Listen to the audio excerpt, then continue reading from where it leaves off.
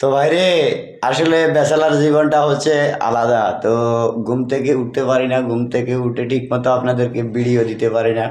দেখেন আমার বন্ধুগুলা কিরকম নষ্ট নষ্ট, ওরা কি শুধু সারাক্ষণ মোবাইল টিপাটিপি করে। আরেকটা আছে শুধু রান্না নিয়ে ব্যস্ত। আমি আপনাদেরকে দেখাবো। ও রান্না করতেছে। বন্ধু, কি রান্না করতেছ?